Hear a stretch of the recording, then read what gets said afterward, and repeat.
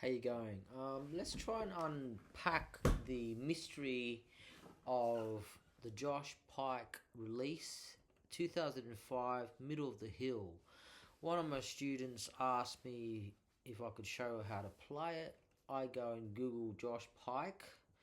I find out he's an amazing Australian artist, and he's got a YouTube channel called Josh Pyke Average Guitar Lessons. So I watched the Middle of the Hill lesson and learnt a couple of things, but I still need to unpack it in a way where my students can play it. So as part of my Australian music lesson plans, I'm including Josh Pyke's Middle of the Hill song, and we are going to unpack the long first verse of it right now. It has 4 chord shapes, and the first thing we're going to do is we're going to tune our guitar to drop D.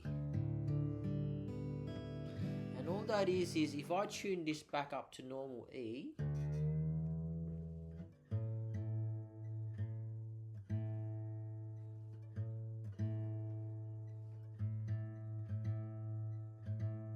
so that's E. So your guitar is in tuning E standard. We're going to drop it now to D. So how I was pressing that A, I want the 7th fret to sound like the A string. So I'm going to drop it. Make sure your string is going low and not high in pitch.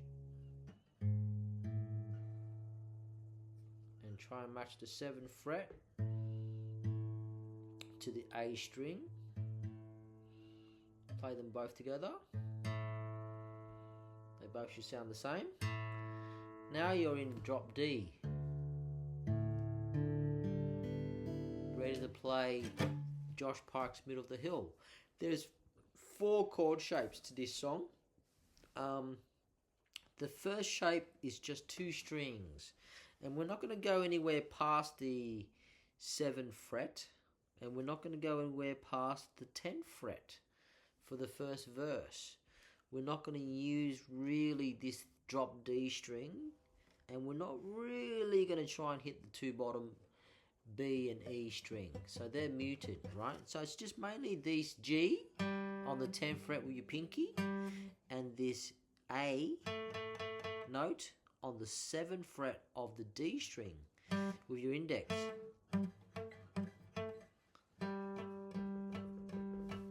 So Josh Pyke plays this song fairly quick with downstrokes.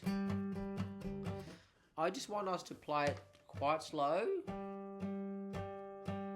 so we can get the chord changes. So that's the first chord shape 1.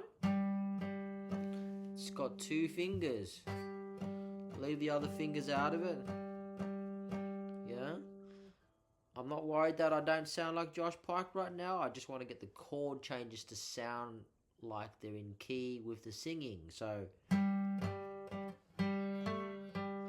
when I was a kid, yeah. When I was a kid, yeah. So in my PDF, I've got G going to D. I grew up. The D happens on the word up. Up in a house.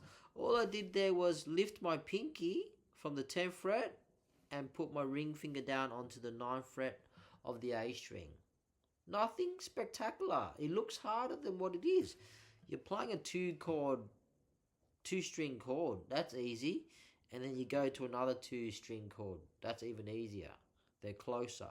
So this one's a bit of a stretch. There's 2 frets in between.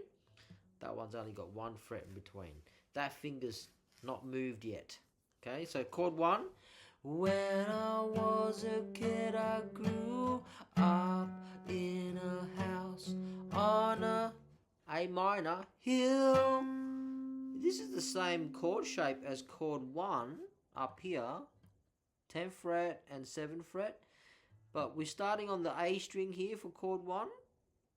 Chord 3, we're going to go down here. This is the A minor. We're just going down a string. So both fingers just drop down a string away from your face. Drop it down.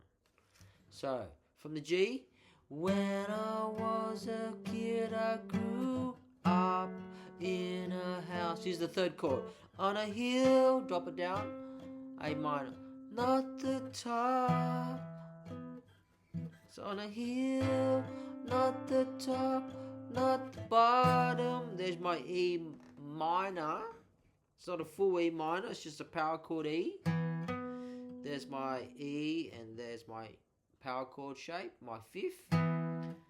Bottom, but the middle. For the middle, I just move that power chord, move the pinky up one, move the index down one. The reverse, making it a D chord. Middle. So from the G, slow. When I was a kid, I grew up in a house on a hill. Not the top, not the bottom, but the middle.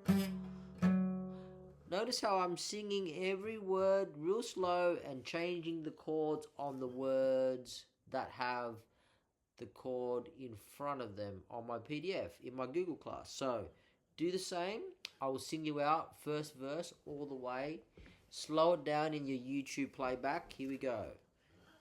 Chord 1. When I was a kid, I grew up in a house on a hill. Not the top, not the bottom, but the middle.